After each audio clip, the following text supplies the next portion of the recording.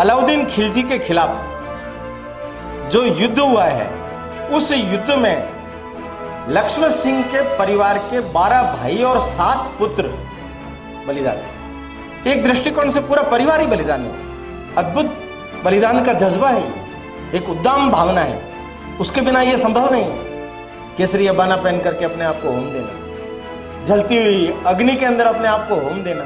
एकलिंगनाथ की जय। जन जन उतारे आरती, धन्य देश महान, धन्य हिंदुस्तान। मंच के मध्य में विराजमान हम सभी के मार्गदर्शक, प्रेरक, राष्ट्रवादी विचारक, प्रखर वक्ता और माई एड़ा पूजन, मेवाड़ की गौरव गाथा, जन जन के महावीर, मेरो तो गिरधर गोपाल, ऐसी 25 से अधिक पुस्तकों के लेखक आदरणीय ओमजी वैसा विराजमान हैं, जिनका आज हमें उद्बोधन प्राप्त होगा। हिंदू भूमे सुरक्षार्थ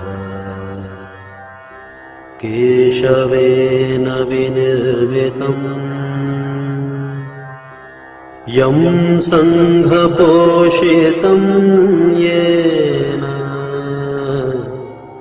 गुरुं तं प्रणमाम्यहम्।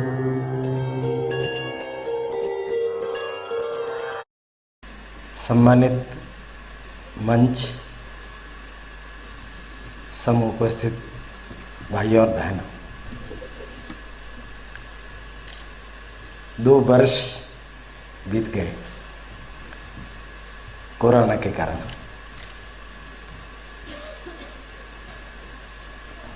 कार्यकर्ताओं का, सबका मन मानस ऐसा था कि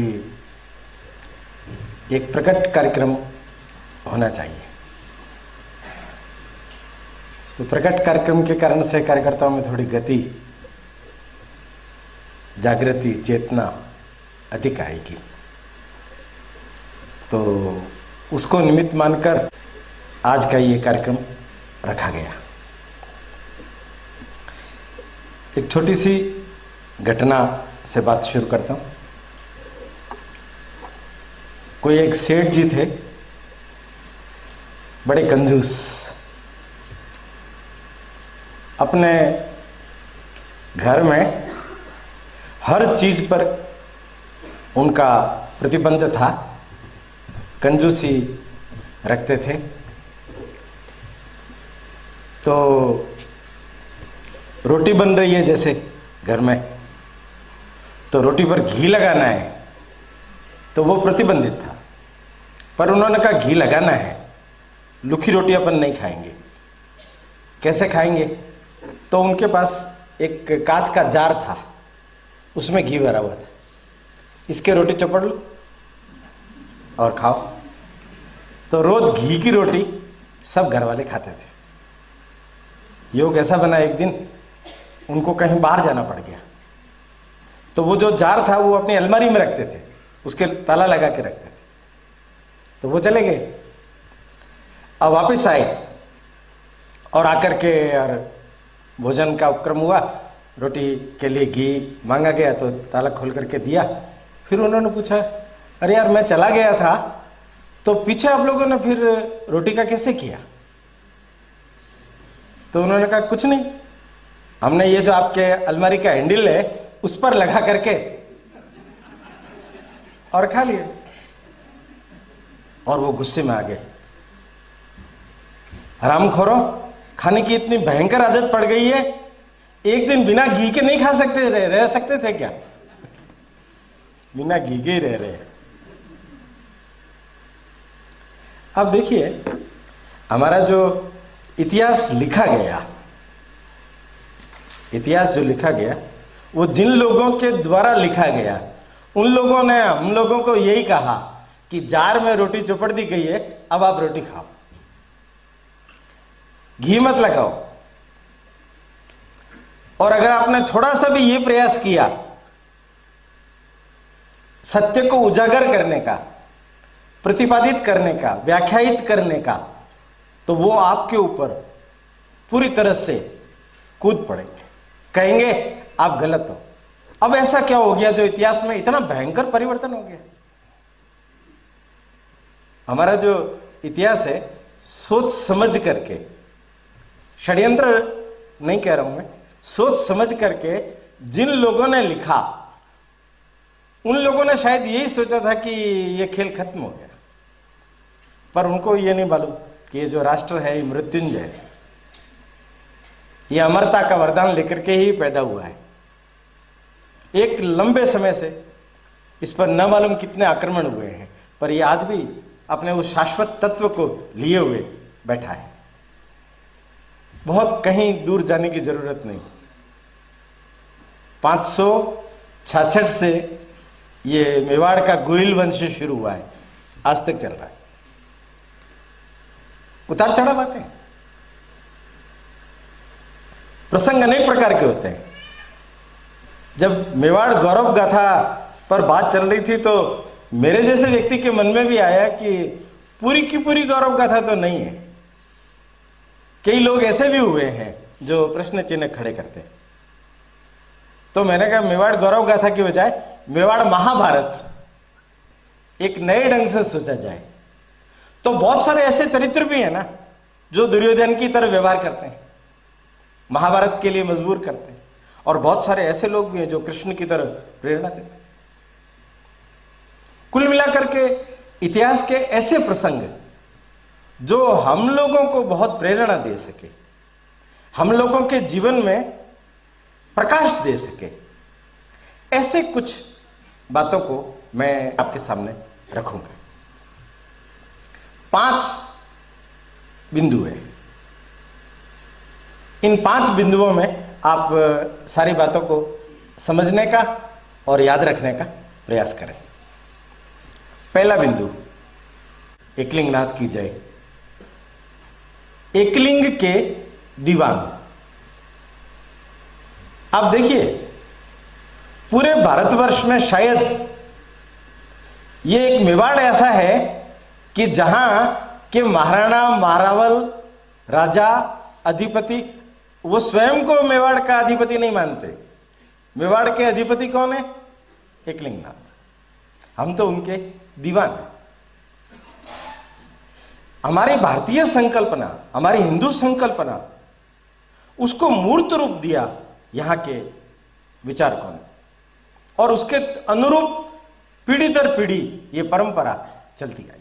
ये लंबा चलने के पीछे का एक बड़ा कारण यह भी है कि उनकी दृष्टि एकलिंग को अधिपति मानने की थी। आगे व्याख्या करूंगा थोड़ी। एकलिंग का दीवान, पहला। दूसरा बिंदु, हिंदुआ सूरज से पहले मेवाड़ में 2 लोग ऐसे हुए हैं, कुंभा और सांगा, जिन्होंने इस मेवाड़ को हिंदुआ सूरज के रूप में पूरे देश का केंद्र बिंदु बना दिया। पर अगर आप उससे पहले देखेंगे कि किन लोगों ने नींव बनकर के इस अधिष्ठान को मजबूत किया, तो यहां पहले महारावल, बप्पा रावल के बाद रावल शाखा चलती थी। तो एक रणसिंह करके महारावल हुए, उनकी 2 संतानें हुई, उनसे शाखा विभक्त हो गई, एक रावल शाखा, एक राणा शाखा। तो राणा शाखा माने शिशोदा, शिशोदा नाथद्वारा के पास, वहां से शिशोदिया। मूल में यह वंश गुहिल है, गुहिल से गुहिलोत, पर शिशोदियाओं से, शिशोदा से शिशोदिया, और उससे इस वंश की परंपरा को और अधिक गौरव प्राप्त हुआ। तो राणा की जय जय। राणा ने खोए हुए चित्तौड़ को फिर से प्राप्त किया, और वहां से राणा ने इस परंपरा को कहां तक पहुंचाया वो आज तक हम देख ही रहे। तो दूसरा बिंदु राणा की जय जय, और तीसरा बिंदु हिंदुआ सूरज। चौथा बिंदु थोड़ा विस्तृत होगा, और वो इसलिए विस्तृत होगा कि उस बिंदु के अंतर्गत आने वाले जितने भी पात्र हैं उन लोगों ने एक नया उदाहरण रच दिया, मर्यादा का नया रूप। माने जिन्होंने अपने जीवन को इस तरीके से जिया कि उनको आज तक हम प्रेरणादायी मान करके याद कर रहे हैं, प्रेरणा ले रहे हैं, उनके अनुरूप आचरण कर रहे हैं। मैंने आचरण की जिन्होंने प्रेरणा दी, एक नया इतिहास रचा, तो मर्यादा का नया रूप और अंतिम बिंदु चेतावनी, ये मेवाड़ है। ये अपने आप में एक उस विषय वस्तु की चेतावनी दुनिया भर को देता है कि अगर ये जो हिंदुत्व है, ये जो हिंदू धर्म है, ये जो हिंदू संस्कृति है, जिसके आधार पर ये भारत का सांस्कृतिक राष्ट्रवाद रहा है, ये कोई राज्य तो आए हैं और चले गए, कितने राज्य रजवाड़े चले गए, पर ये जो शाश्वत अंतरधारा चल रही है, ये अंतरधारा जो पूरे विश्व को एक नूतन दृष्टि दे सकती है। आप देख रहे होंगे ना, कितने विश्वविद्यालय, कितने स्कूल, कितने शिक्षा के बड़े बड़े केंद्र पिछली शताब्दी में बढ़ते आए हैं। मैंने भारतवर्ष में भी अगर आप देखेंगे तो शायद 800-900 विश्वविद्यालय हो गए हैं। पर अगर आप देखेंगे तो आए दिन अखबार पढ़ लीजिए कि लोग क्या व्यवहार कर रहे हैं, लोग क्या व्यवहार कर रहे हैं। तो चेतावनी अंतिम रूप से हमारे यहां के लोगों ने जिस रूप में दी, उसी को ही नया युग धर्म के रूप में प्रस्तुत करते हुए अंतिम बिंदु चेतावनी। 5 बिंदु बताए मैंने। एकलिंग के दीवान, राणा की जय जय, हिंदुआ सूरज, मर्यादा का नया रूप और चेतावनी। शुरू करते हैं पहले से। भगवान राम, लव कुश, कुश से यह वंश जुड़ा हुआ है। सौराष्ट्र में इनका राज्य था। कनक सेन, उनकी चौथी पीढ़ी में विजय सेन, वल्लभीपुर, वहां उनकी चौथी पीढ़ी में शिलादित्य। शिलादित्य मलेच्छाओं से मारे गए तो उनकी जो रानी थी पियर जा रही थी, तो रास्ते में ही जंगल में रुक गई, गर्भवती थी। गुफा में उसने बालक को जन्म दिया। गुफा में जन्म दिया इसलिए गुहिल, गोह से गुहिल और उसी से गुहिलोत। ये 566 ईस्वी की घटना है। उस रानी ने पास के गांव की एक ब्राह्मण महिला थी, उसका नाम था रानी का पुष्पावती। कमलावती नाम की महिला को, ब्राह्मणी को बुलाया और कहा कि ये मेरा बेटा तुम संभालो, बड़े होने पर किसी राजपूत कन्या से विवाह कर देना, और मैं अब मेरे पति चले गए इसलिए सती होंगी। वो सती, वो बालक बड़ा हुआ, होनहार था। ईडर के भील राजा मांडलिक को उसकी गतिविधियों पर ध्यान में आया कि बहुत योग्य है, तो उसने उसको अपना उत्तराधिकारी बना दिया। तो ईडर का वो राजा बना। कालखंड और आगे बढ़ता जाता है तो उन्हीं की पीढ़ी में एक नाग नाम के राजा पैदा हुए, जिन्होंने नागदा, एकलिंग जी, और वहीं पर ही बप्पा रावल का उद्भव। अब बप्पा रावल के उद्भव की घटना आप सब लोग जानते ही हैं। वो भी किसी कारणवश ब्राह्मण रावल के घर पर रहने के कारण से उनका विरोध उन्होंने लिया। बप्पा बड़े सम्मान के साथ में, जो बड़े होते हैं, जिनके अंदर नेतृत्व की क्षमता होती है, उनको सब लोग सहज ही मान लेते हैं।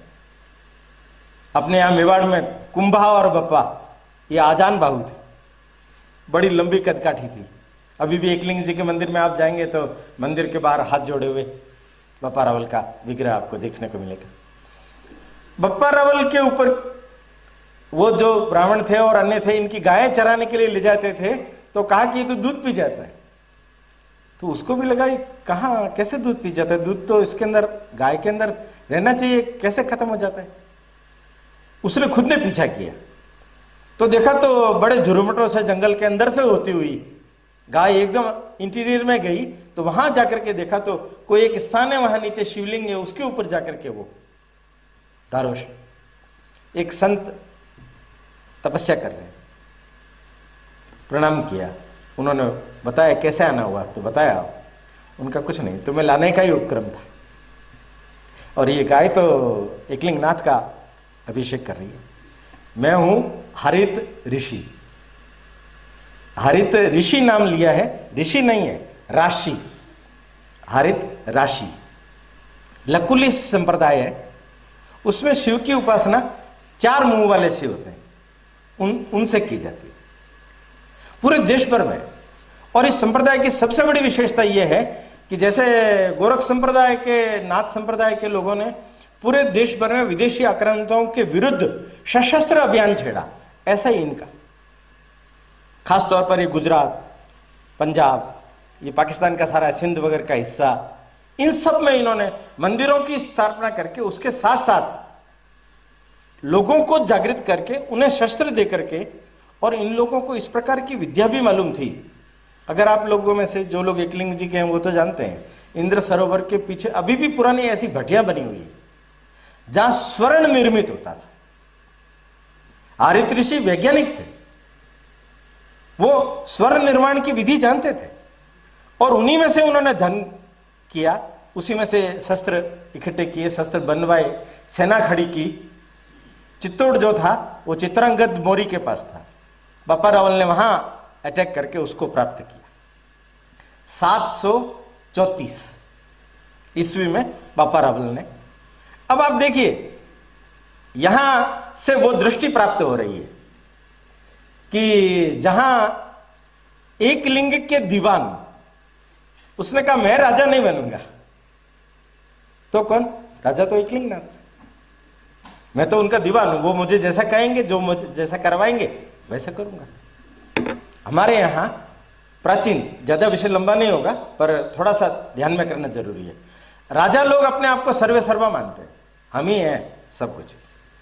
तब जो राजगुरु होता है वो पलाश का दंड लेकर के उनके पास में आता है और उनकी पीठ पर 3 बार मारता है, धर्म दंड्योष्मी, धर्म दंड्योष्मी, धर्म दंड्योष्मी।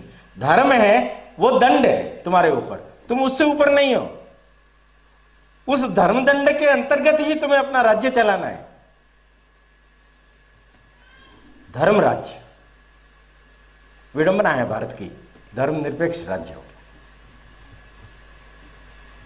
धर्म निरपेक्ष, धर्म सापेक्ष राज्य, धर्मानुकूल राज्य, धर्म के अनुसार चलने वाले लोग हैं हम। धर्म माने एक संविधान परंपरा है, यूं समझिए आप। किस प्रकार का व्यवहार करना है, अब ज्यादा लंबा नहीं करता हूं मैं, आप विषय समझते हैं। तो एकलिंग का दीवान का अर्थ यही है कि ये जो राज्य चलेगा ये धर्मानुसार चलेगा।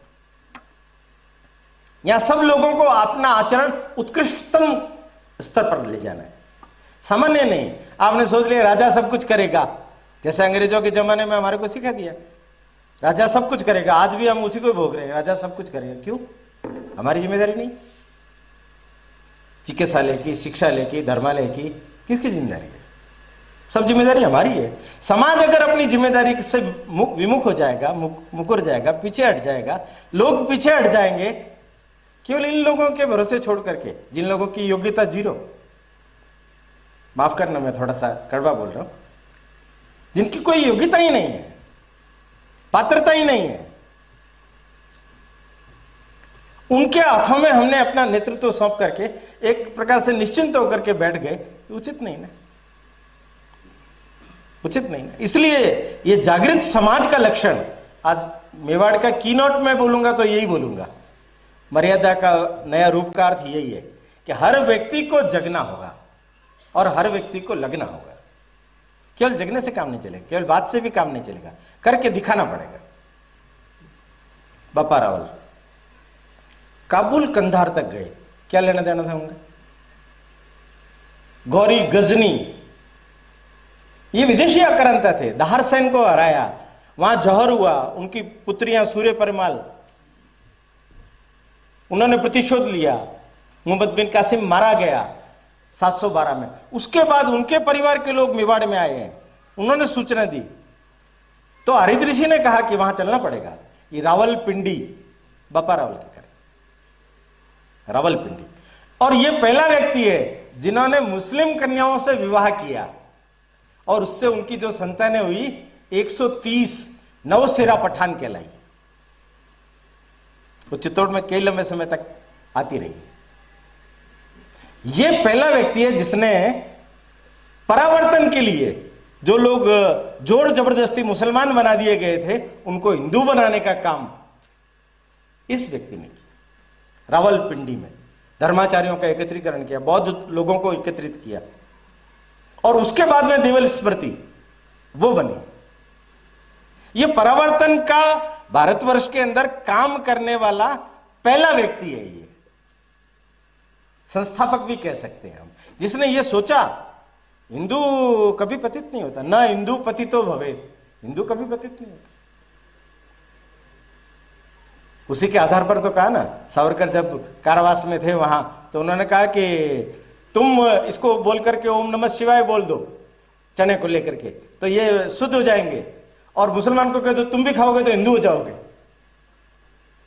ये दृष्टि है ना, हम जब दृष्टि देंगे तो ही तो दृष्टि बनेगी। और हम वही ऊंच नीच, छुआछूत, भेद, पतित, चला गया, धर्म से बाहर हो गया, इन्हीं विचारों को लेकर के चलेंगे तो समाज का उद्धार नहीं होगा ना। ये वापस आए, देखिए वृत्ति कैसी थी। 734 के बाद 753 में इन्होंने चित्तौड़ अपने पुत्र को सौंप करके और संन्यास ले।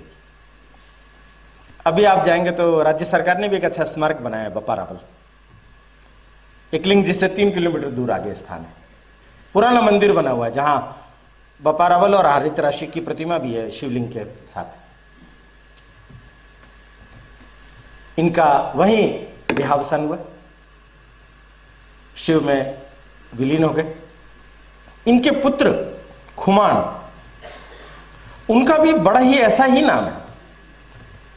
उन्होंने भी ललितादित्य वगैरह उन लोगों के साथ मिलकर के काबुल कंधार तक, माने पिता पुत्र पौत्र आगे तक की परंपरा में इन लोगों ने जो विदेशी आक्रांताओं का प्रतिकार किया, उससे 400 वर्ष तक भारतवर्ष में विदेशी आक्रांता नहीं आई। फिर गजनवी का आक्रमण उसके बाद का। एकलिंग के दीवान के रूप में इनका जो बड़ा एक और योगदान है वो ये है कि बप्पा रावल का जब राज्याभिषेक चित्तौड़ में हुआ तो इन्होंने अपने समकालीन उस समय के मित्र उंदरी वगैरह के बिलू और देवा भील, उनके द्वारा रक्त तिलक करवा करके अभिषेक करवाया। माने भीलों के महत्व को उस समय से समझा गया है। इसलिए आपने देखा होगा मेवाड़ का राज चिन्ह, एक तरफ राजपूत सैनिक, एक तरफ भील। माने कारण क्या है, ये सारा क्षेत्र जनजाति है ना, तो हर जनजाति का भी सदुपयोग इस देश कार्य के लिए, समाज कार्य के लिए होना चाहिए। इसलिए उन्होंने बिल्लू देवा भील, उंदरी के थे ये, पई उंदरी यहाँ के रहने वाले, उनसे करवाया। और उसके बाद तो अमर सिंह द्वितीय तक शायद ये परंपरा चलती रही है कि राज्याभिषेक का पहला लाल तिलक भील ही करेगा। आगे हम देखते ही हैं कि किस प्रकार का योगदान उन लोगों का रहा है। तो एकलिंग के दीवान के रूप में यह वंश परंपरा आगे बढ़ती है। और अगर आपने महत्वपूर्ण घटनाक्रम की ओर ध्यान दिया हो तो समर सिंह और समर सिंह के बाद रतन सिंह, रतन सिंह की रानी पद्मिनी, सीधा जंप लगा रहा हूं, 1303, 1302 में रतन सिंह महारावल बने। रतन सिंह गोद लिए हुए व्यक्ति, ये शिशोदा से आए। शिशोदा के लक्ष्मण सिंह उनके ये भाई है। देखिए आप, ये जो शिशोदा है ना, इसका गुणगान करना अत्यंत आवश्यक है। क्यों? ये जो अलाउद्दीन खिलजी के खिलाफ जो युद्ध हुआ है, उस युद्ध में लक्ष्मण सिंह के परिवार के 12 भाई और 7 पुत्र बलिदान। एक दृष्टिकोण से पूरा परिवार ही बलिदान हो। सबसे छोटा भाई बचा अजय सिंह, सबसे छोटा। उससे बड़ा भाई था हरि सिंह, उनका लड़का हमीर। कथानक बड़ा स्पेशल है। हरि सिंह शिकार खेलने गया, एक बड़ी तेजोमय युवती दिखाई दी उनको। उनके खेत में शिकार को ढूंढने के लिए जा रहा था, उसने रोक दिया और उनके सूअर को मार करके खुद ले आई। उनको लगा वो बड़ी ताकतवर महिला है। और बाद में शाम के समय लौटते समय में उसके रस्सी से उनके जो घोड़े बीच में आ रहे थे, उनके रास्ते में उनके भैंसें वगैरह सब जो घर की तरफ जा रही थी, तो उनको रस्सी से बांध करके घोड़ों को पटक दिया। तब इसके मन में आया क्या, इस लड़की का पता किया जाए कौन है, इससे विवाह होगा तो संतान बहुत ही तेजस्वी होगी। पता किया, वो उनवा गांव के चंदाने राजपूत की लड़की देवी थी। हरि सिंह ने वहां विवाह किया, उसको वहीं रखा, उससे संतान हुई अमीर। 1300 में अमीर का जन्म। पद्मिनी की कथा तो आप सब लोगों ने सुनी है। अलाउद्दीन खिलजी आए, 6 महीने तक घेरा डाला है, छल के बहाने रतन सिंह को कैद किया। छल का बदला छल से पद्मिनी ने गोरा बादल को बुलाया। पद्मिनी आ रही है, झूठा प्रचारित किया, डोला भेजा गया, 700 डोले सजाए, कहार सैनिक सब, और वो वहां पहुंचे, रतन सिंह को छुड़ाया और युद्ध में वो सब लोग मारे गए। गोरा और बादल, बादल छोटी उम्र में, गोरा उनका चाचा, उनका बलिदान हुआ। चित्तौड़ के बस स्टैंड के ठीक सामने नदी के किनारे किनारे रोड जाता है, भोई खेड़ा, अभी भी उस समय के अवशेष है युद्ध के, अभी भी वहां उनका गोरा बादल का बलिदान, अभी भी उनकी छतरियां वहां बनी हुई। पद्मिनी ने 16,000 क्षत्राणियों के साथ जौहर किया।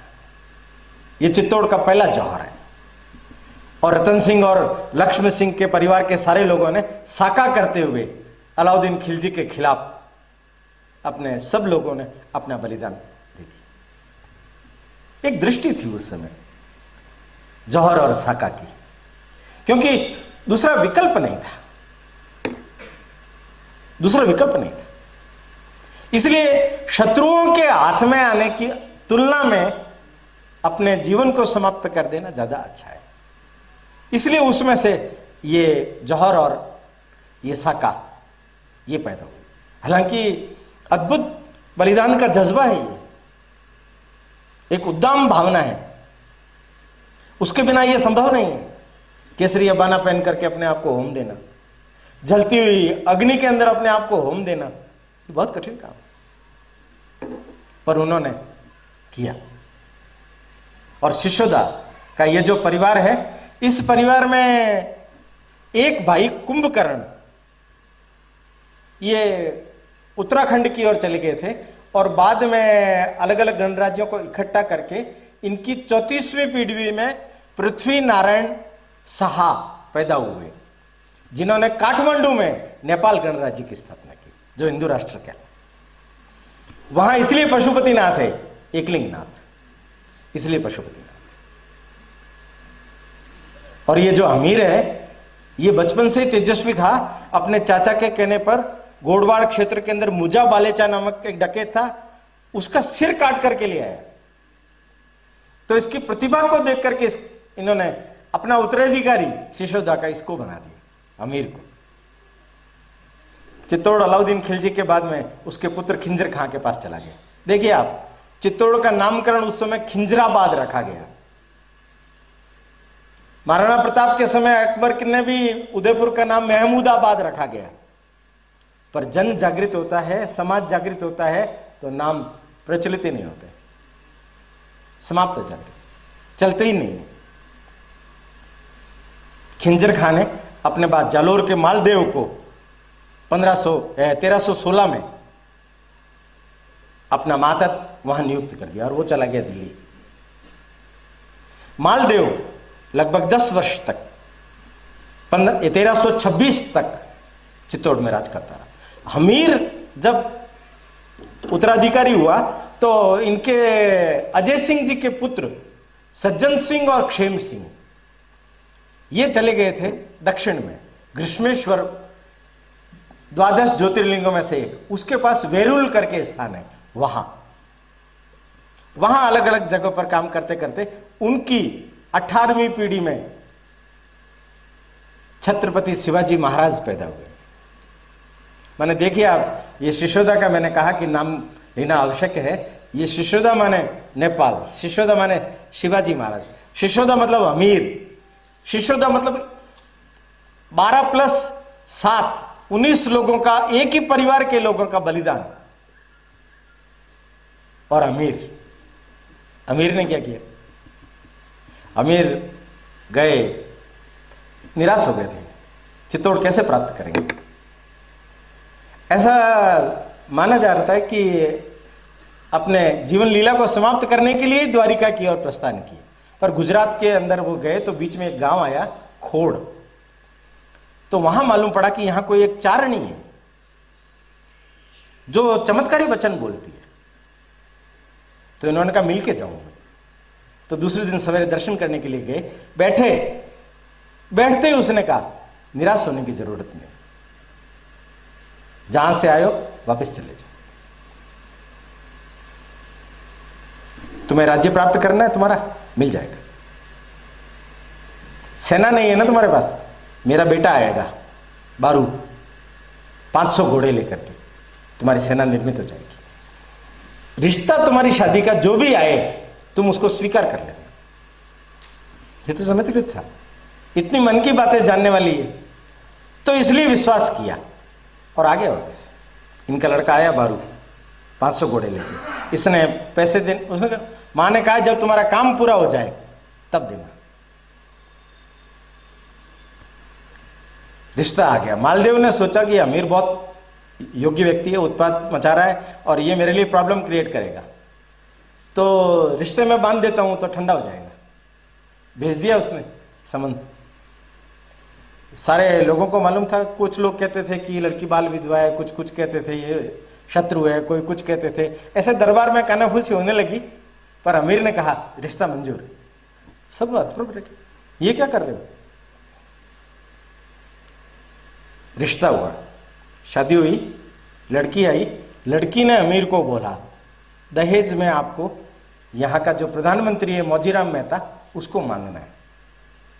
वो बहुत बुद्धिमान व्यक्ति है, आपका काम हो जाएगा। उन्होंने मांगा।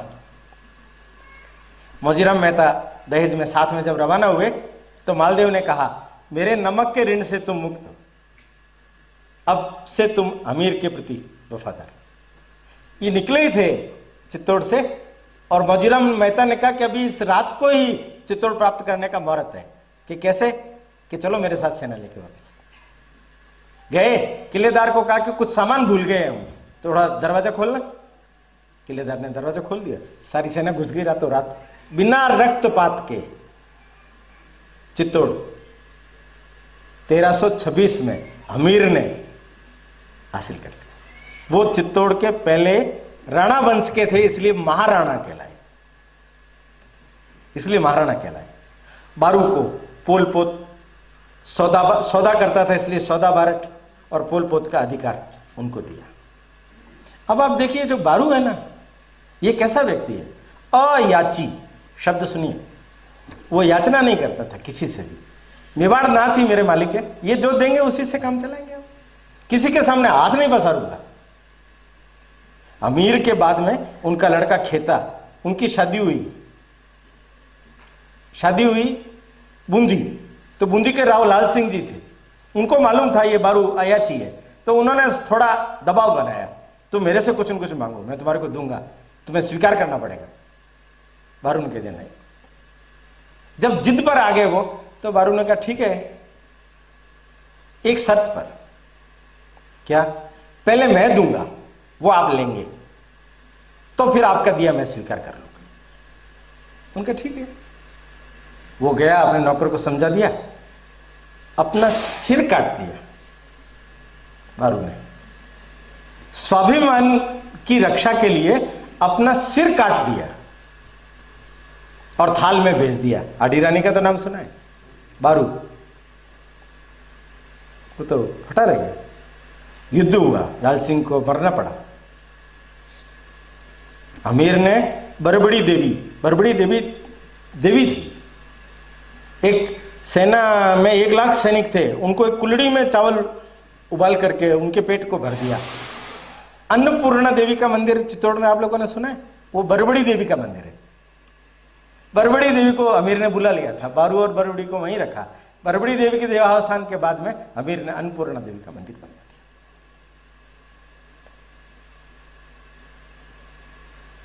एक लिंग के दीवान, ये महाराणा से, अमीर से महाराणाओं की कथा शुरू हुई और अमीर का वर्चस्व जबरदस्त रहा। और अमीर के बाद अगर आप देखेंगे तो खेता, फिर लाखा। आप सोच सकते हो क्या, ये मेवाड़ जैसा छोटा सा राज्य, गया, काशी, क्या लेना देना है लेना देना। वहां जाकर के मुगलों के आतंक से उसको मुक्त कराया, चला करके। ये हमारी ड्यूटी है, हमारे तीर्थ स्थान है, हमारे तीर्थ स्थान है, तो उनको तो हमें मुक्त कराना पड़ेगा। तो उनके आतंक से उन मुक्ति प्राप्त कर। फिर जो लाखा है, इनके बारे में बड़ी एक विशेष घटना आप लोगों ने सुनी होगी।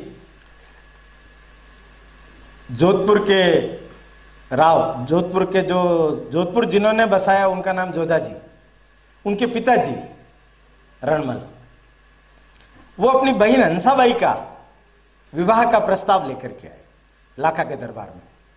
और लाखा जी का बड़ा लड़का था चुंडा, उसके लिए। तो लाखा जी ने हंसते हुए कहा, नारियल तो जवानों के लिए ही आते हैं, हम बूढ़ों को कौन पूछे। चुंडा जी को बात अखर गई, पिता के मन की इप्सित भावना को समझे और उन्होंने उसी क्षण निर्णय किया, ये नारियल अब मेरे लिए नहीं, आपके लिए ही। बात ऐसी हो गई। ऐसा कैसे होगा? रणमल ने कहा कि उनके साथ विवाह हो जाएगा तो उनके जो भी पुत्र वगैरह होगा तो सामान्य होगा, राज्य उत्तराधिकारी तो तुम हो। देखिए आप, ये पितृभक्त बालक, भीष्म के बारे में तो आपने सुना है, पर ये मेवाड़ के भीष्म है जो अपना राज्याधिकार त्याग देते हैं और कहते हैं कि मैं राज्याधिकार को त्यागता हूं, हंसाबाई की कोख से जो बालक पैदा होगा वही मेवाड़ का उत्तराधिकारी होगा, और मैं लिख करके भी देता हूं। सबके मन में संशय तो था ही, पर ये अडिग रहे, खरे उतरे। लाखा का देहावसान होने से पहले उनके पुत्र हुआ मोक्कल, और छोटी उम्र में ही मोक्कल का राज्याभिषेक चुंडा ने कर दिया और चुंडा उनके गार्जियन बना।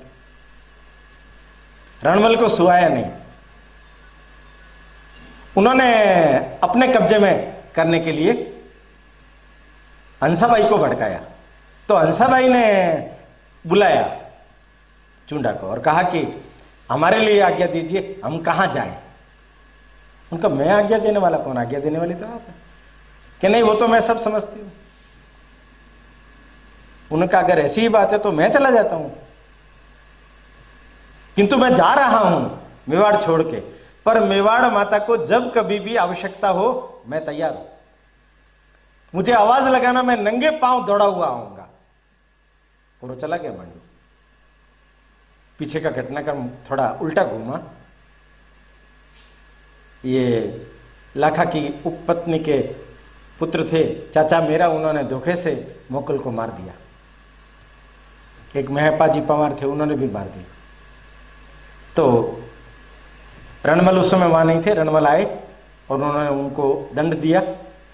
पर मोक्कल के छोटे पुत्र कुंभा, तो उन्होंने कब्जा जब किया तो कुंभा की मां और कुंभा को यह विषय समझ में आ गया।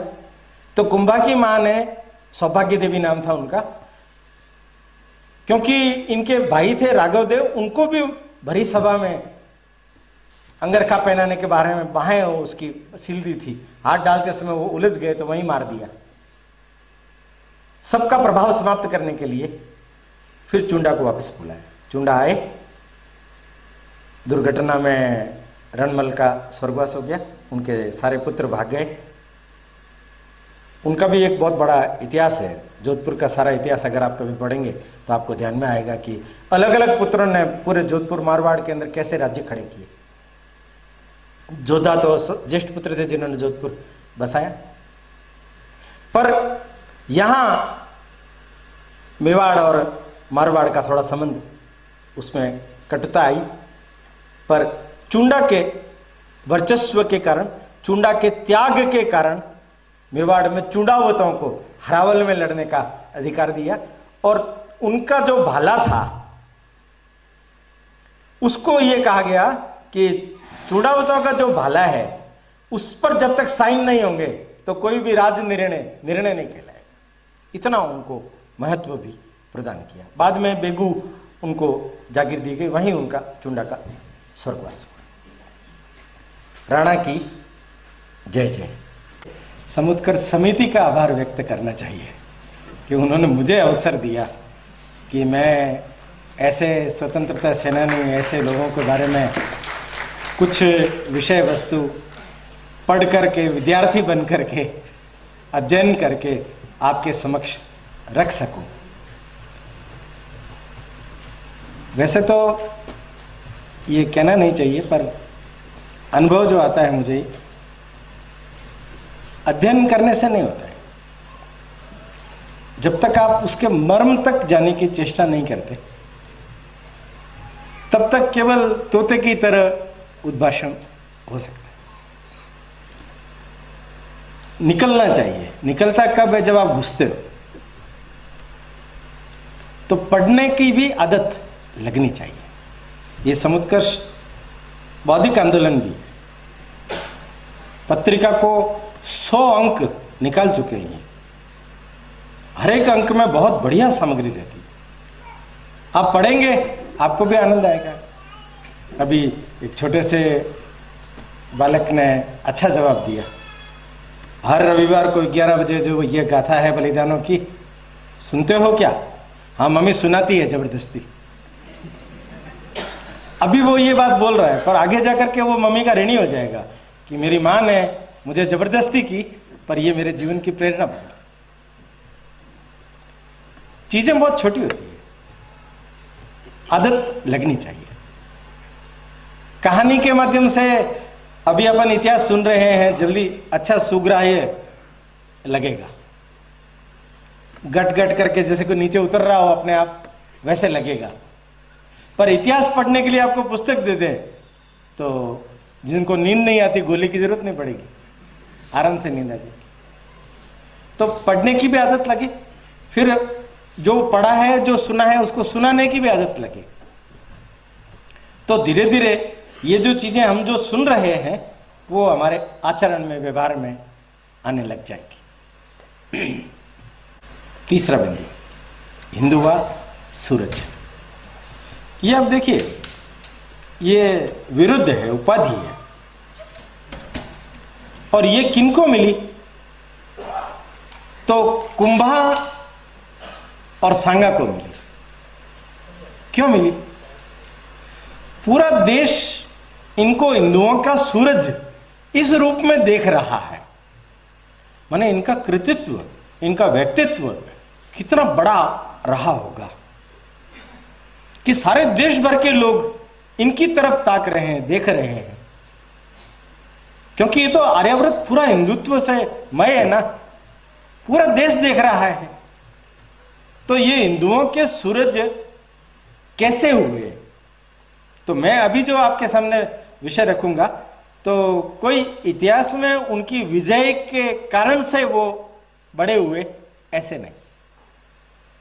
उनके व्यवहार में, उनके आचरण में कैसी बातें थी। कुंभा, देवगढ़ के पास मदारिया, देवगढ़ मदारिया कहलाता है। ये मदारिया जो गांव है, वहां एक देवी का मंदिर है।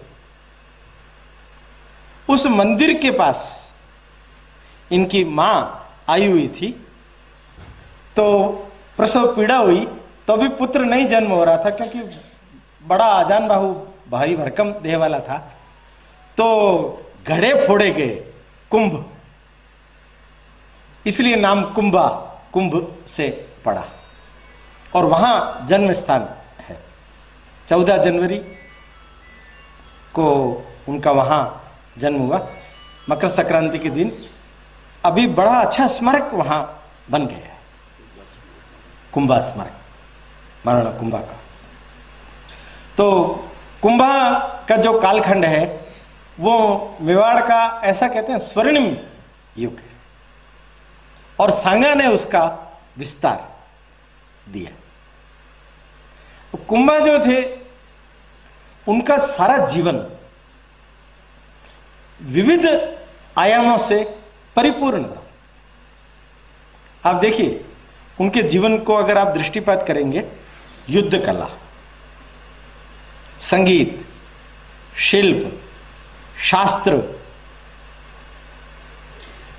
प्रजावत्सल। हमारे यहां ये जो राज्यों को हड़प करने की संस्कृति नहीं थी, राज्यों को दिल से जीत करके अपने साथ सह अस्तित्व के रूप में पैदा करना। ये कुंभा सांगा के साथ साथ महाराणा उदय सिंह तक भी आई है। यहां मैं एक बात का उल्लेख इस समय करना चाहता हूं कि एक बहुत बड़ा अच्छा सुयोग मेवाड़ में बना है। ये जो महाराणा उदय सिंह है, जिन्होंने उदयपुर शहर की स्थापना की है, उनके जन्म को 500 वर्ष पूरे अभी 17 सितंबर को हुए।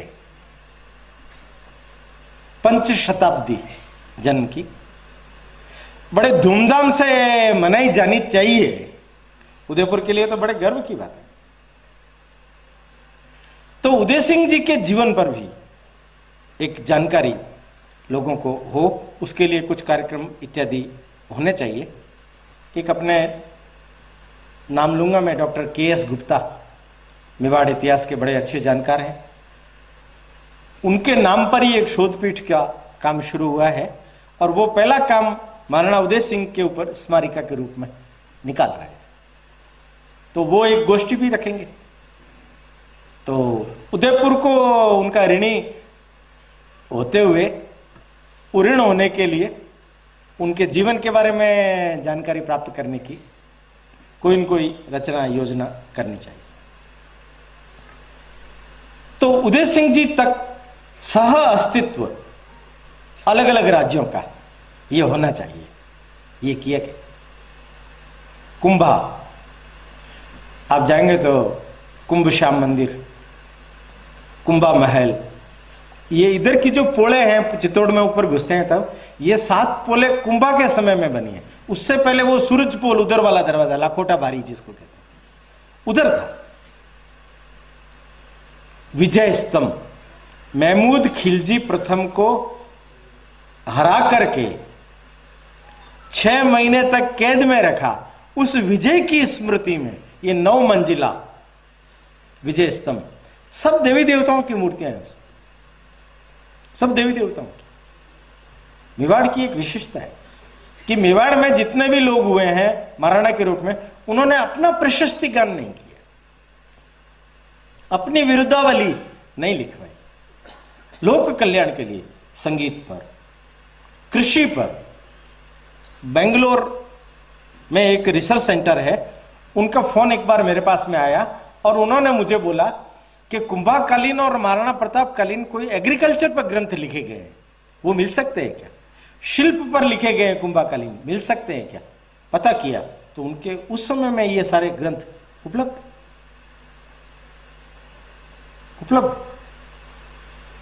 माने इन लोगों ने कितना समाजो उद्धारक कार्य किया। दिल्ली, मालवा, गुजरात, इनके सम्मिलित सैन्य को एक नहीं अनेक बार इन लोगों ने हराया, अनेक बार। और इतनी बड़ी प्रतिभा थी, इतनी बड़ी योग्यता थी, इतनी बड़ी क्षमता थी, जिसके कारण से उन्होंने मेवाड़ को उस समय में स्वर्णिम काल के रूप में पहुंचाया। इसलिए वो हिंदवा सूरज बने। कभी कभी घटनाएं जब मैं पढ़ता हूँ, बोलता हूँ, तो जैसा मैंने पहले ही बोला, महाभारत की तरह कुछ ट्विस्ट भी। कुंभा जैसा महान व्यक्ति, इनके पुत्र ने भगवान की पूजा करते समय में, ध्यान करते समय में हत्या कर दी। उदा, पितृहंता उदा, बचा नहीं वो, 5 साल रहा, बिजली गिर गई उसके ऊपर। मतलब निकृष्टता की पराकाष्ठा कैसे पहुंचती है, जब कोई भी व्यक्ति गिरता है तो कितना गिरता है। ये उदा न केवल अपने पिता की हत्या करके महाराणा बना, बल्कि मांडू के सुल्तान को जाकर के अपनी कन्या के साथ विवाह करने का प्रस्ताव भी रखा। वो सुल्तान कह रहा है ये आपके अनुरूप नहीं है, आपकी परंपरा के अनुरूप नहीं है, सुल्तान मना कर रहा है। माने वो मेवाड़ की परंपरा को कैसा समझ सका इन कुंभा और उनके कारण। कुंभा ने तो उनको, खिलजी को मुक्त किया। योग देखिए एकलिंगनाथ कैसे रक्षा करते हैं। वो प्रस्ताव देख करके जबरदस्ती वापस अपने तंबू में लौट रहा था, तो रास्ते में बारिश के बाद बिजली गिरी, उसका प्राणांत हो गया। प्रस्ताव वहीं ठप। रक्षा करता है भगवान। लोग भले कितना ही पतित हो जाए, तो जो पतित होगा उसको उस अवस्था में जाना ही पड़ेगा। कुंभा के बाद 5 साल का कालखंड है इनका। सामंतों ने एकत्रित होकर के एक मत से रायमल उनको मारना। रायमल का कालखंड लंबा है, पर रायमल के कालखंड के अंदर उनके जो 3 पुत्र हैं, यह भी एक घटनाक्रम थोड़ा सा सोचने और समझने का है। बड़ा लड़का है पृथ्वीराज, इसके बारे में भी अगर आप ढंग से देखेंगे तो उड़ना पृथ्वीराज है। घोड़ा इतना तेजी से चलाता था कि सवेरे गुजरात और शाम को राजस्थान के किस दूसरे छोर। उड़ना पृथ्वीराज।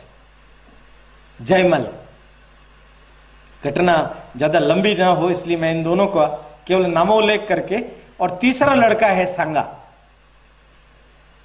तो राज्य का उत्तराधिकारी तो यही है, पर योग ऐसा बनता है कि कोई ज्योतिष से पूछा गया, आया गया तो ज्योतिष ने तीनों की कुंडलियां देखी, और कुंडलियां देख करके ज्योतिष ने बोल दिया कि राजयोग तो सांगा के। वहीं से वैमनस्य खड़ा हो गया। वहीं से वैमनस्य, भाइयों में मनमुटाव।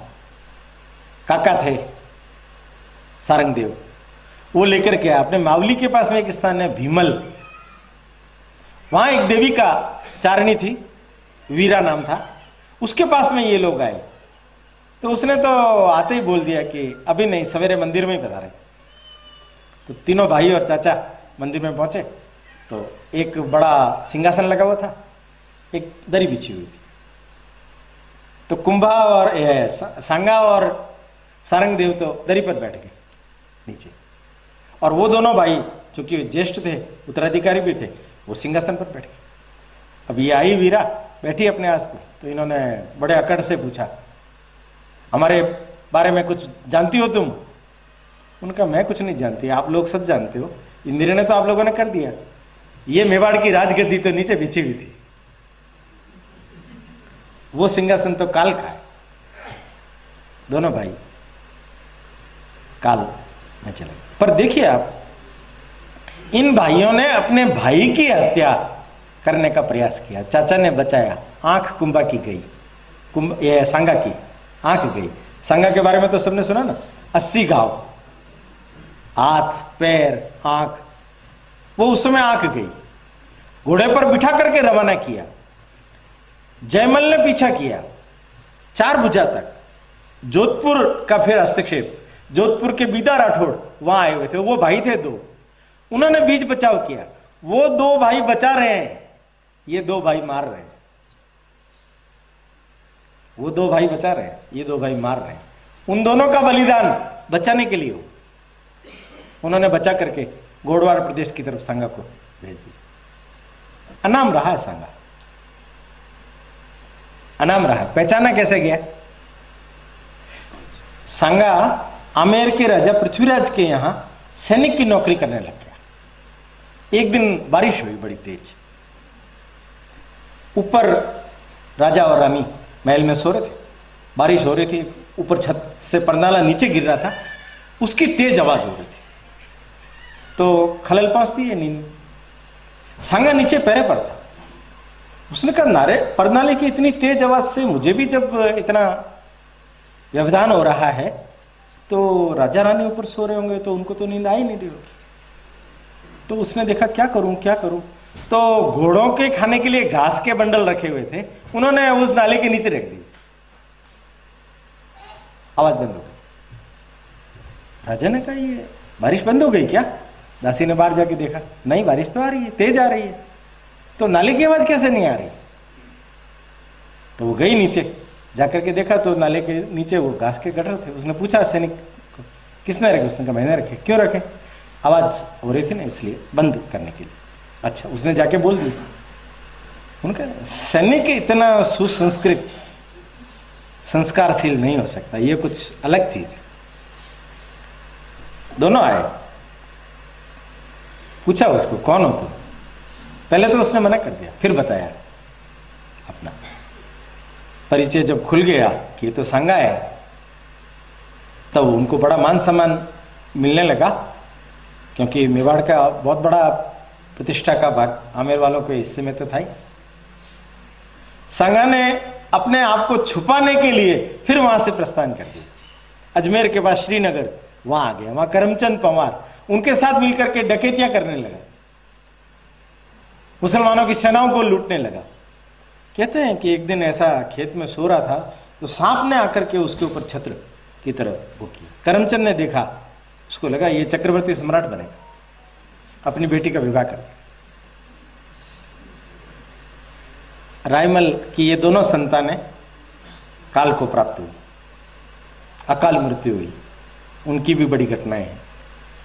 पर खोजबीन जब शुरू हुई तो करमचंद लेकर के आए। ये अस्वस्थ हो गए थे, इनका स्वर्गवास हो गया। 1509 में वो मेवाड़ के महाराणा बने। उन्होंने भी बहुत युद्ध किए। इब्राहिम लोधी, इधर महमूद खिलजी द्वितीय, गुजरात के सुल्तान, कितनी बार आया। और मेवाड़ का जो विस्तार जिसको कहना चाहिए, ये सांगा के कालखंड के अंदर बहुत है। आप देखिए कितने बहादुर व्यक्ति होंगे, और नेतृत्वकर्ता को किस तरीके का होना चाहिए। तो सांगा ने रणथंबोर का किला जब प्राप्त किया तो वहां का किलेदार मुसलमान था, उस पर उन्होंने अटैक किया तो उन्होंने दरवाजे बंद कर लिए, ऊपर से गोले दाग रहे हैं, इनकी सेना थोड़ी छोटी है, तो इन्होंने सोचा बुद्धिमानी से काम लेना चाहिए, तो पीछे हट गए। पीछे हट गए। उन्होंने सोचा सेना चली गई है, रात के समय वापस आई, निसंडियां लगाई, खुद चढ़े सबसे पहले, और ऊपर एक हाथ कम रह गया तो नीचे वाले सैनिक को कहा तुम अपने कंधे पर मुझे चढ़ाओ। वो उनके कंधे पर चढ़ करके ऊपर हाथ लगा करके और पहले उतरे, फिर रस्सा बांध नीचे फेंका और सेना को ऊपर लिया, रातों रात गढ़ जीत लिया। रणथंबोर किला। भामाशाह जो है ना, भामाशाह का नाम तो महाराणा प्रताप के साथ जुड़ा हुआ है, हम सब सुनते हैं। इनके पिताजी भारमल कावड़िया, उनको उसका किलेदार बनाया। कितना स्वामी व्यक्ति होगा, कितना राष्ट्रभक्त व्यक्ति होगा भारमल। भामाशाह के बारे में हम सुनते हैं, क्योंकि भामाशाह के अंदर और उनके भाई ताराचंद के अंदर जो संस्कार आए हैं वो पिता से आए। जैन थे, जैन मत, क्षत्रिय थे, जैन मत स्वीकार कर लिया तो जैन हो गए, कावड़िया। तो देखिए आप, एक बड़ी विचित्र बात बोलता हूं मैं। कर्मवती के समय जब सांगा ने पुत्रों में विवाद था तो कर्मवती की दोनों संतानों को, विक्रमादित्य और उदय सिंह को रणथंबोर भेज दिया और रतन सिंह को चित्तौड़ का उत्तराधिकारी बना दिया। सांगा की मृत्यु के बाद की घटना पहले बोल रहा हूं, क्योंकि भारमल आ गए बीच में। तो भारमल वहां के किलेदार थे, तो सांगा ने कहा था कि तुम्हारी जिम्मेदारी है इनको संभाल के रखने की। कर्मवती ने बाबर से समझौता कर लिया था, अशोक परमार करके व्यक्ति को भेजा। बाबर ने सोचा ये तो तस्तरी में रखकर किला मिल रहा है, वो आ गया अपने सैनिकों के साथ। पर भारमल कावड़िया जो किलेदार थे, उनको जब मालूम पड़ा कि रानी ने प्रस्ताव भेजा था, तो वो क्या बोलते हैं, वो कहते हैं कि किला लेना है तो युद्ध के मैदान में आ जाना, तब किला मिलेगा। युद्ध से जीते जाते हैं किले, ऐसे तस्तरियों में नहीं मिलते। बाबर मुंह फक करके वापस लौट गए। कैसे किलेदार है? महाराणा उदय सिंह जी के समय में 1553 में ये पूरा परिवार मेवाड़ में आ गया था। चित्तौड़ में पाडन पोल पहली पोल है, उसके नीचे इस तरफ अगर आप जाएंगे तो अस्थिशाला बनी हुई है, वो इनके पहले महल थे। बाद में तो चित्तौड़ किले के ऊपर भामाशाह के महल बने हुए, बाद में ऊपर चले गए। उसी के सामने एक जाली महल है जहां प्रताप रहते थे। सांगा खुद कितने बहादुर थे, खुद आगे रह करके कैसे युद्ध करते थे। इसलिए तो 80 गांव पीछे रहने वाले पर थोड़ी होते हैं, 80 गांव। और ये बाबर के साथ जो युद्ध हुआ है, बयाना का युद्ध हुआ है पहला, उसमें बाबर की सेना को 80 मील तक भगाया है, पर जीत गए तो फिर ठंडे हो जाते हैं थोड़े। बाबर ने उस प्रत्याक्रमण किया, उसने विश्राम नहीं किया।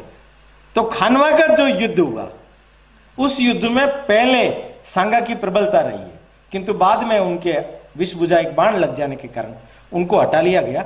और झाड़ोल के थे पहले, अभी बड़ी सादड़ी वगैरह के राणा, राज राणा की उपाधि उनको मिली हुई है, राणा राज राणा अज्जा, उन्होंने नेतृत्व संभाला। जैसे महाराणा प्रताप के समय में झालामान, झालामान उनके पोते हैं, अज्जा, सज्जा और ये मान, तीनों के तीनों पीढ़ी मेवाड़ के लिए काम में आई। सज्जा चित्तौड़ में अकबर के खिलाफ जो युद्ध हुआ था उसमें स्वर्गवासी।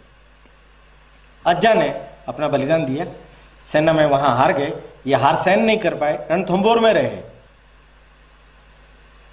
साल भर बाद कालपी इरच, वहां उनका देहावसान हुआ। और मंडलगढ़ में अभी भी उनका दाह संस्कार हुआ, जो छतरी बनी हुई। कुंभा और सांगा के समय में मेवाड़ स्वर्णिम युग के रूप में पूरे देश भर का नेतृत्व करता रहा, इसलिए हिंदवा सूरज इस नाम से वो लोग कहलाए।